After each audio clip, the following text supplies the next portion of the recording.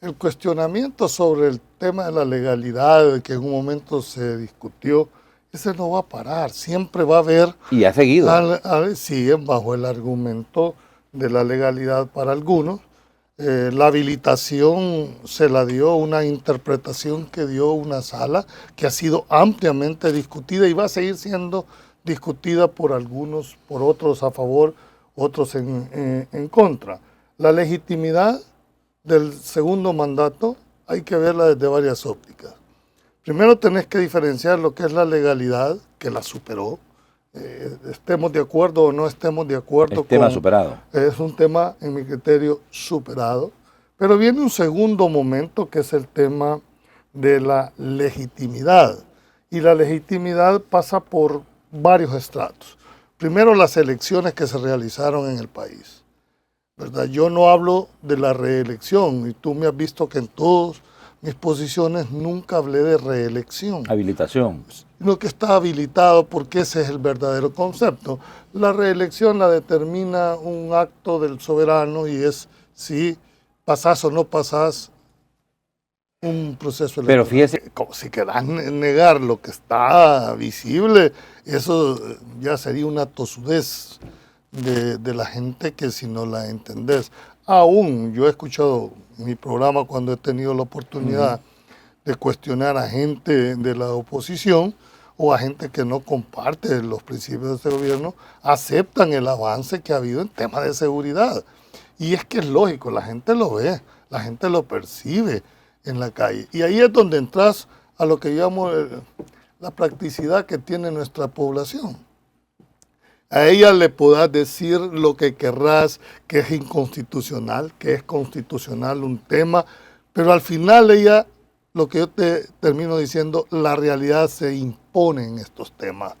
Entonces, claro, cuando ella puede palpar que puede ir a cualquier hora de la noche, entre comillas, ¿verdad?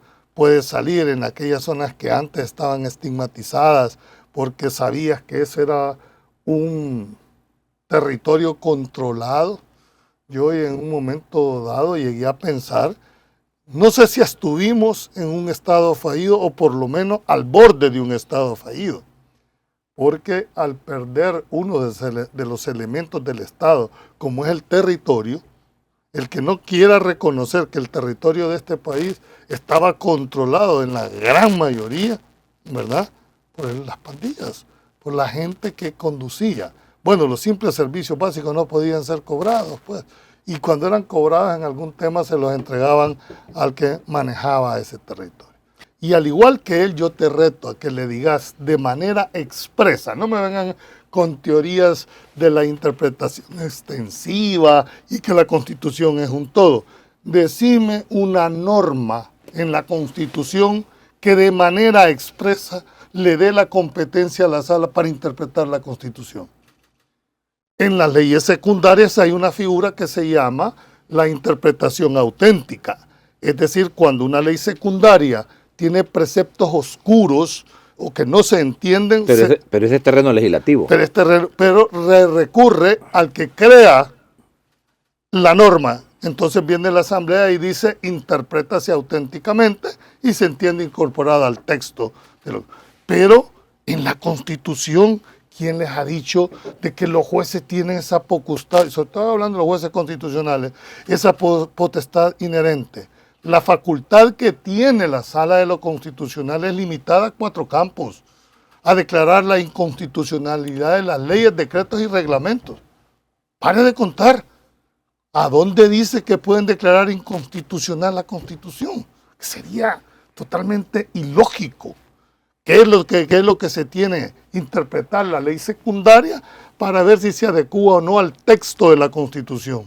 Y no es lo que tanto hemos peleado aquí, que lo que se debe de respetar es el texto, la literalidad de la Constitución. Sin embargo, bajo ese argumento, ¿verdad?, se interpretó más allá de lo que decía o no decía. Entonces volvemos al tema de la doble moral, la hipocresía y la incongruencia. Lo que para ti fue bueno en aquel momento, hoy es malo, solo porque no te beneficia. Ese es uno de decir, ¿por qué? Yo voy a seguir criticando, sigo señalando que esas atribuciones no la tiene la sala de lo económico. Es más, creo que ahora con las reformas llegó el momento de plantearnos, queremos en realidad un tribunal de lo constitucional que la interprete, que le dé las facultades. Separado de la sala, pues discutámoslo. Pero que lo discute la asamblea si quiere y no tome en cuenta a nadie. Si es, eso es al final. Lo que sí es importante, Natán, es cuál es la visión. Queremos en realidad un gobierno de jueces constitucionales. Bueno, esa será una decisión. Hay que darle las potestades. Darle las potestades, pero dárselas de manera expresa. Yo aquí siempre he apelado, lo he dicho y pueden revisar todas mis actuaciones. El principio de legalidad ha sido una norma a la cual yo siempre he estado sujeto cuando fui funcionario y cuando no he sido funcionario. Ustedes, funcionarios, no tienen más facultades que las que les da expresamente la ley. Ustedes no pueden, porque hoy se levantaron con la luna, actuar de manera subjetiva. Ustedes, a diferencia del ciudadano, no pueden, el ciudadano puede hacer lo que la ley no le prohíbe. El funcionario solo puede actuar cuando la ley lo mandata o lo faculta. Y cierro con esto. Al igual que tu invitado, no sé cómo se llama, tu invitado que retó a los... el doctor Francisco Lazo. El doctor, bueno, dijo... Alguien que ha estudiado las 6 constituciones. ¿Verdad? Y se la sabe de atrás para adelante, de pe a pa. Muchas veces la gente que no es abogada tiene mayor capacidad cognoscitiva e interpretativa. Lo he dicho siempre, hay gente que de manera empírica tiene mayor conocimiento. Incluso, te estoy diciendo, gente que no tiene ni siquiera la simple sabiduría del pueblo, tiene mayor olfato porque tiene un elemento que carecen muchísimos, sentido común. Sí. El fondo de este es el concepto de la medicina amarga. Cuál es que da, dijéramos, a mucha especulación para un sentido o para otro. Yo puedo interpretar la medicina amarga, que es lo que puede venir. Muchos se enfocan directamente al tema impositivo, un incremento en la parte porcentual del IVA, el establecimiento de un impuesto a la propiedad, ¿verdad? Muchos pueden entender la eliminación total de subsidios, en fin. Es decir, cualquiera puede especular. Pero hay una cosa que me llamó la atención en el discurso también, que es que dijo que no creyeran en aquellas voces que han dicho que lo privado es mejor que lo público, y te da una luz por dónde puede ir. Por un concepto, porque descarta la privatización. Yo así lo estoy viendo. Es decir, cuando tú decís, no puede ser que lo privado sea mejor que lo público, si tú estás con esa filosofía, es porque vas a privilegiar el tema público, no el privado. Entonces muchos estaban diciendo que en este periodo podía haber privatización. Yo no lo veo así.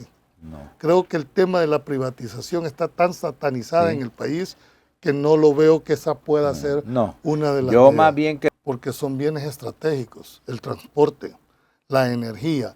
Tú sabes que el 80% de la población se moviliza en el transporte colectivo. Tú sabes que una persona que radique en Apopa y trabaja en Escalón, toma 3 buses de venida y 3 buses de regreso. Confrontarlo contra el salario mínimo. ¿Por qué los gobiernos siempre se han negado el incremento de tarifa? Porque golpea directamente al usuario. Entonces, por eso hace eso un subsidio, aunque aquí le quieran llamar al pasajero, al final es un subsidio. No se está pagando lo que se debe. Por lo tanto, yo creo que ese tipo de servicio, porque va a llegar un momento en que vas a tocar el tema del salario mínimo, que es inevitable, que es inevitable. Ahí podemos también discutir muchas cosas. Entonces yo aplaudo el hecho de regresar los servicios, en este caso de la energía, debería evaluarse. ¿Por qué razón, si son servicios públicos, por qué tienen que ser menos que los servicios privados?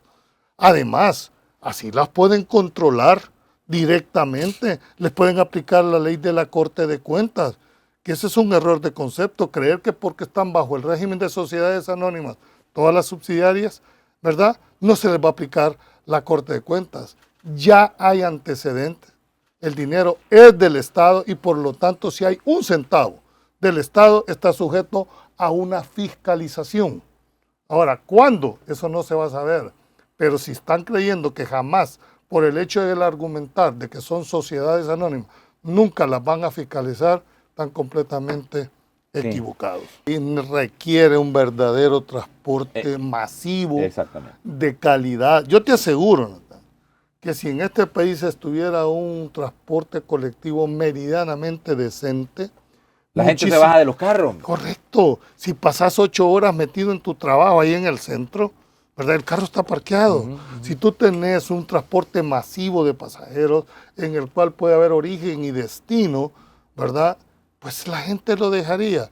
Pero en las actuales condiciones, yo al igual que vos, puedo olfatear que esa pueda ser una de las estrategias en cuanto a muchos le llaman la nacionalización, ¿verdad?, de los servicios públicos, ¿verdad? Ahora, constitucionalmente es totalmente permitido. A ver, el Estado tiene la obligación de prestar los servicios públicos. Cuando el Estado no puede prestarlos, entonces lo concesiona a un privado. Privado. Pero el hecho de que yo te lo concesione no denaturaliza la función de que es un servicio público. Y estás obligado a prestarlo bajo los conceptos de un servicio público. Si vos no lo prestás, habilitas al Estado a retirarte. Sí. Esa concesión, porque no lo prestaste. Por eso es que... Pero es que además de la ley. Ese es el aquí tema. si no se cambia ese chip, ¿verdad? De que primero démosle realce al principio de igualdad. Y no dice la Constitución que todos somos iguales ante la ley, pues. ¿A dónde está esa igualdad? ¿A dónde está si aquí es una justicia selectiva lo que hay? A vos te la aplico porque sos mi enemigo, pero a mi amigo se la voy a interpretar para ver de dónde le busco. Eso no nos va a llevar a nada bueno como país. Tenemos que replantearnos el hecho de que las reglas del juego tienen que ser jugadas, pero por los mismos jugadores. Entonces yo sí creo que este quinquenio debe replantearse más que las medidas, es las condiciones de fiscalización de cualquier otra medida que se pueda dar. Vos ves que sube la gasolina de manera, ese costo se traslada a los bienes y servicios y a los tomates, cebolla. Pero cuando baja la gasolina, vos no ves que eso se traslade inmediatamente.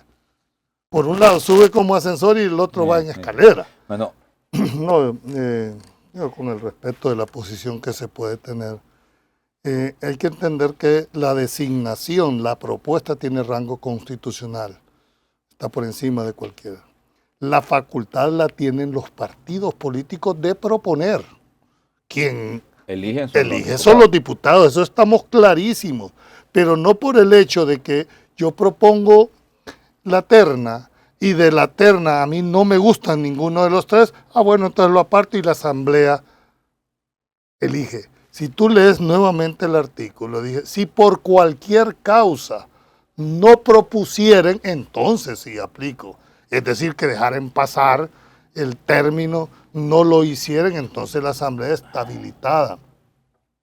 Por eso considero que la fórmula que establece el doctor Méndez Azaña, miren, dejémonos de un solo. ¿Quieres transformar el formato de la forma de cómo se designan los magistrados al Tribunal Supremo Electoral? Cambiar lo que dice el 248. Quítele la hegemonía a los partidos políticos, que son los que tienen hoy por hoy la hegemonía de proponer. El doctor les da una salida legal, dicen, deroguen el 208. ¿Sí? Y creen otro mecanismo. Quizás lo que van a hacer, más que derogar, es modificar el sistema de elección. Siempre tienen que haber una reforma profunda, por lo menos para responder separando la parte jurisdiccional de la parte puramente de administración de elecciones. Creo que es el momento oportuno para hacerse un planteamiento, porque si el 31 de julio se mantiene el artículo 208, los partidos políticos van a tener la posibilidad de proponer cada uno de las ternas que eso estén haciendo. Es lo mismo que establece el doctor Méndez Azaña.